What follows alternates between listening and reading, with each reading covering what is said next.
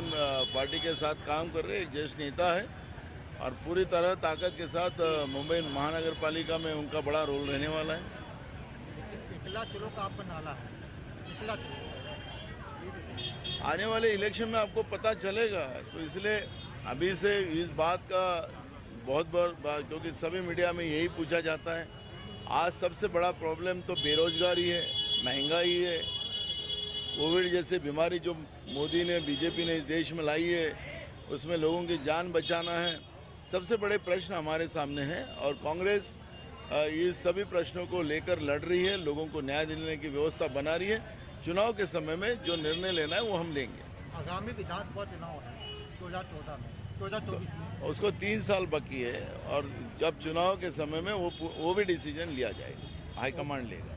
कार्यालय का उद्घाटन हुआ, नाना जी आए हुए थे, क्या कहना चाहेंगे? सबसे पहले आदरणीय गुरुवर हमारे नाना भाऊ पटोले जी का तहे दिल से मैं शुक्रिया अदा करता हूँ कि भाऊ हम जैसे सामान्य कार्यकर्ता को भी आज अपना आशीर्वाद देने के लिए इतने अपने व्यस्तता का समय निकाल के हमारे बीच में हमें आशीर्वाद देने के लिए आए। मैं उनका तहे दिल से धन्यवाद करता हूँ। साथ ही साथ आप सभी पत्रकार बंधुओं का तहे दिल से शुक्रिया अदा करता हूँ जो आप लोगों ने हमारा इतने समय तक इंतजार किया और हमारी बातों को, हमारे संघर्ष को आगे ले जाने के लिए जो हमने मुहिम उठाई है उसमें सहयोग किया।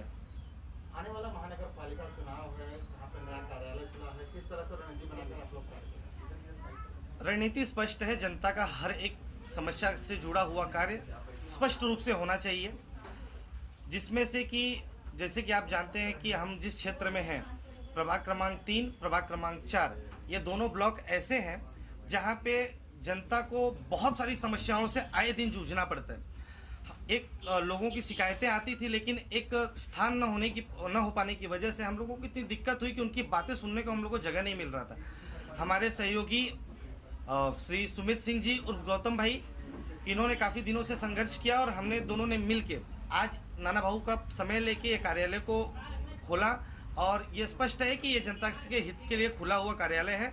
24 घंटे 7 दिन और पूरे वर्ष हम जनता के लिए अपने आप को समर्पित करते हैं। आपका जो क्षेत्र है मागा थाने विधानसभा में आता है, ज़्यादातर एरिया वन विभाग से जुड़ी हुई है, आपकी सरकार भी है, तो आने वाले दिनों में किस तरह से यहाँ की जो समस्याएं हैं उसको निपटाने का? बिल्कुल, ये ऐसा जुड़ा हुआ मामला कुछ महीनों पहले भी आया था, कुछ दिनों पहले भी आया था।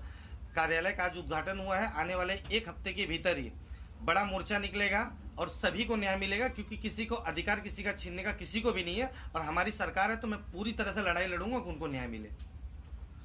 लेकिन सरकार में आप बैठे हैं, कैसे लड़ाई लड़ेंगे? सरकार में बैठे तो इसका मतलब ये नहीं होता ना कि हम सरकार से कुछ कह न सके। लेकिन वन विभाग का जमीन जो है, बिल्कुल, लेकिन वो जो नागरिक रह रहे हैं वो भी तो हमारे ही हैं।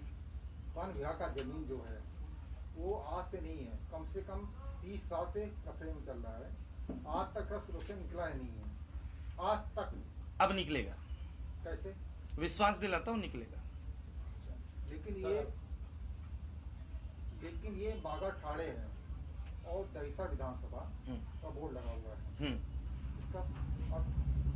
इसका अर्थ ये है कि आप इस तरफ देखेंगे तो मागा थाने विधानसभा है और सामने देखेंगे तो दहिसर विधानसभा है, वार्ड के हिसाब से, क्योंकि हमें वार्ड की जनता की समस्याएं सुलझानी है और मौजूदा समय में एक जनता की सेवा के लिए पार्टी ने हमें मौका दिया युवक कांग्रेस का चुनाव लड़ने का।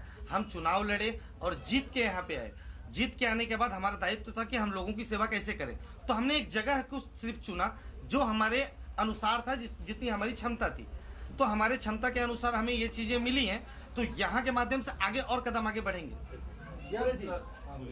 सुमित जी क्या कहेंगे आज कार्यालय उद्घाटन है? जिस तरह से यहाँ पे 3 नंबर 4 नंबर वार्ड में कांग्रेस 0 हो चुकी थी, बहुत सारे यहाँ के लोग थे जो कांग्रेसी थे, आज के टाइम पे हमको उनको ढूंढना पड़ेगा। 3 नंबर 4 नंबर में कोई आगे बढ़ने वाला नहीं था, कोई लीडर नहीं था और वहाँ यहाँ की आज लोगों ने हम ऑफिस होने से पहले लोग यहाँ पे आए, हमसे मिले, अपनी समस्या बताए और बोले कि हम कट्टर कांग्रेसी हैं, आज से 70 साल से हैं, लेकिन हमें कोई लीडर मिल रहा नहीं था।